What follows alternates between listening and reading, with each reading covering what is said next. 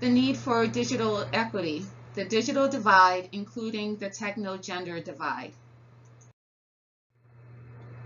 There is no clear definition for a digital classroom, but is generally considered as a classroom that integrates various ICTs in the delivery of content. As the infographic illustrates, some elements of a digital classroom include mobile devices, gamification, Web 2.0 tools, and other various digital tools. In a digital classroom, students gain essential technological skills that are required in a 21st century society. As you can imagine, creating a digital classroom requires significant financial resources. Accordingly, students in affluent school districts will have better access to digital tools, which will enhance their learning success, while students in poor school districts will not have the same learning privilege. According to Molinari, the digital divide is the gap between individuals and communities that have access to information technologies and those that don't. Molinari attributes the gap to affordability issues, technology illiteracy, and the inability to realize the value of technology.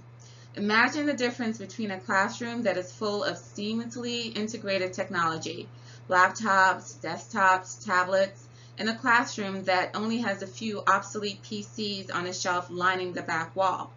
In the affluent classroom, perhaps students on a regular basis benefit from digital simulation and game-based learning. They have access not only to cutting-edge educational content, but also to the psychological, social, and emotional benefits of digital tools.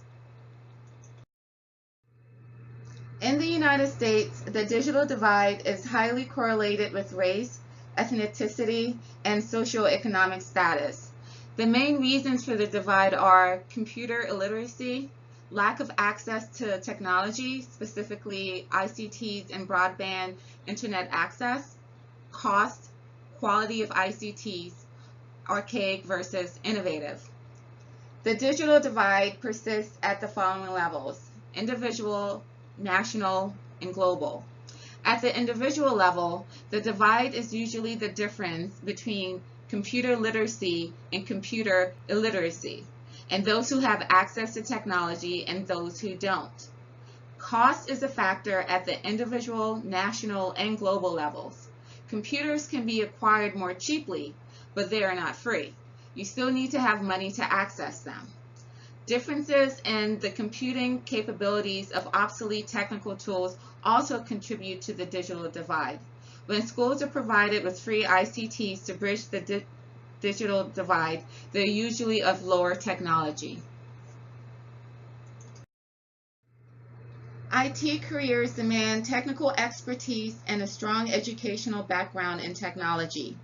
Inadequate access to technology by those disenfranchised by the digital divide will prevent them from being a part of the IT labor force. The chart illustrated is based on a 2015 diversity report, which was published in the Wall Street Journal.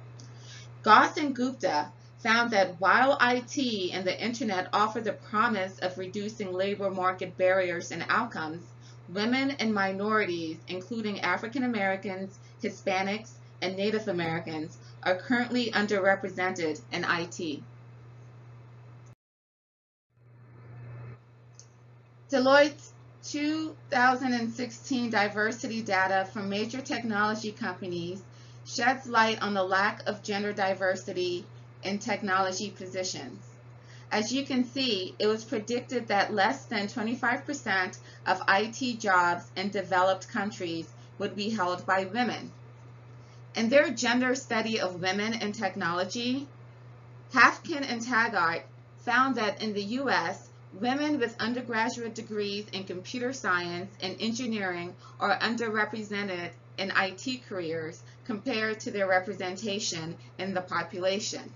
They attribute the underrepresentation to a lack of role models and networking opportunities, an education gap coupled with the digital gap, a lack of access to a technology-related career, a lack of commitment from industry and academia, and the perception of IT as a white male career.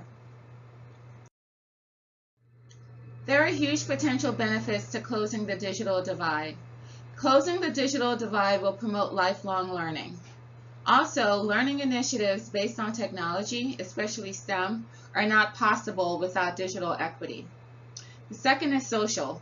Access to information technology inspires community building and participation, and connects people to social services such as medical assistance. Third, economic. There is a correlation between digital access and economic status. People who can efficiently use technology to analyze and understand complex issues are an asset in the job market. Schools and public libraries are playing a major part in bridging digital divides and should be prioritized for funding.